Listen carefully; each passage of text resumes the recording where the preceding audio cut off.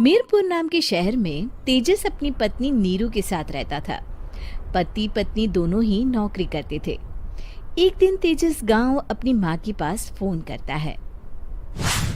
Hello, प्रणाम माँ। जीते रहो माँ, तुम दादी बनने वाली हो हैं? अरे वाह, ठीक है बेटा, मैं कल ही आती हूँ। जब माँ जी शहर पहुंची तो बेटे बहू ने बहुत अच्छे से स्वागत किया। लीजिए माँ जी, चाय। अरे गर्मा गर्म पकोड़े ले आओ माँ के लिए। नीरू रसोई में गई और 2 मिनट में ही पकोड़े ले आई। जी ये लीजिए। बहू जादू से बनाए हैं क्या? अभी तो रसोई में गई थी। यम्मी। माँ जी, शीला रसोई में पकोड़े तल रही है, मैं बस लेकर आई। हे भगवान, मेरा धर्म भ्रष्ट कर दिया तूने। अब तो गंगा जल से शुद्धिकरण करना होगा। दूसरे दिन, माँ जी मैंने नाश्ता बना दिया है, ऑफिस जा रही हूँ। पर अभी तो घर का सारा काम पड़ा है। शीला आती ही होगी, झाड़ू पोछा बर्तन कपड़े वो सब कर लेगी। हमारे जमाने में घर का सारा काम हम ही करते थे। जी माँ जी, आप बहुत होशियार हैं, मैं घर ऑफिस दोनों नहीं संभाल पाती। तो जरूरत क्या है घर से बाहर जाकर चाकरी करने की? वैसे भी घर का काम खुद करने से घर में बरकत आती है, समझी? पर माँ जी। पर वर कुछ नहीं, इस महीने की पगार मिले फिर ऑफिस बंद। हाँ। रात को नीरू तेजस से कहती है, सुनिए जी, माँ जी बोल रही थी कि मैं नौकरी छोड़ दूं। वैसे ठीक ही तो है, अभी तुम्हें आराम की जरूरत है। फिर भी आराम कहाँ, शीला को छुड़ाने के लिए बोल रही थी। तो अब 24 घंटे में इतना काम तो कर ही सकती हो। पर जॉब पसंद है मुझे, घर पर मन नहीं लगेगा।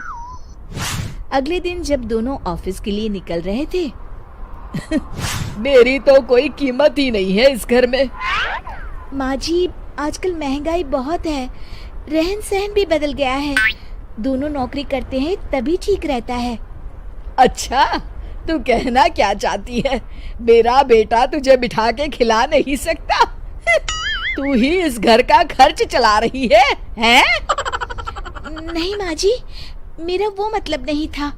मतलब खूब समझती हूँ, ये बाल धूप में सफेद नहीं किए मैंने। हाँ। अब तो ये रोज का काम हो गया था। तेजस भी रोज की झिकझिक से परेशान हो गया था।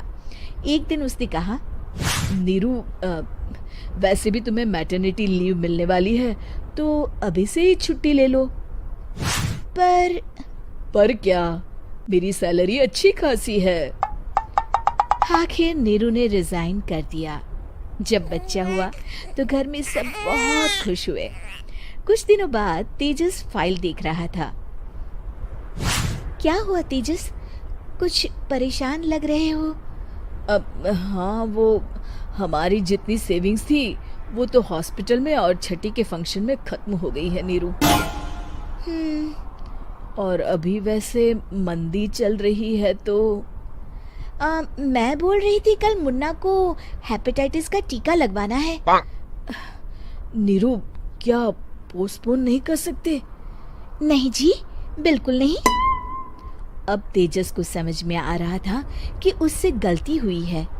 पैसों की कमी का असर घर के माहौल पर भी पड़ रहा था। अगले दिन, बेटा मेरा चश्मा और ये दवाइयाँ ले आना, पर्चा देते हुए माँ जी ने कहा। जी। तेजस, मुन्ना के लिए दूध का डिब्बा और डायपर भी ले आना, और ये किराने के सामान की लिस्ट है, इसे भी लाना है। तेजस गुस्से में लिस्ट मरोड़कर फेंकता है और चिल्लाता है, पैसे क्या पेड़ पर उगते हैं? ये ले आना, वो ले आना।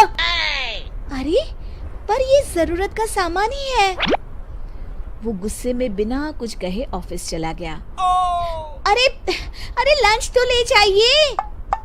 नीरू दौड़कर डिब्बा पकड़ाती है। एक दिन खाना खाने के बाद, नीरू, अब तो मुन्ना कुछ बड़ा हो गया, तो अब तुम वापस ज्वाइन कर लो ना जॉब। पर इस रिसेशन में जॉब मिलना बहुत मुश्किल है। ट्राई तो करो। फिर मुन्ना? माँ जी है ना, और एक फुल टाइम मेड भी लगा लेंगे। पर माँ जी, उन्हें तो पसंद नहीं।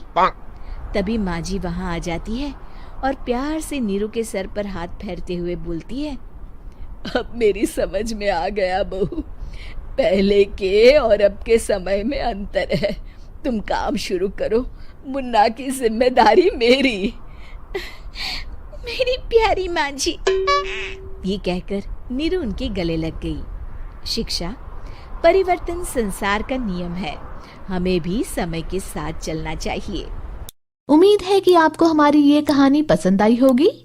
कृपया हमारे चैनल को सब्सक्राइब करें और सभी अपडेट्स के लिए बेल आइकन जरूर क्लिक करें। और हाँ, वीडियो लाइक और शेयर करना मत भूलिएगा। Bye bye.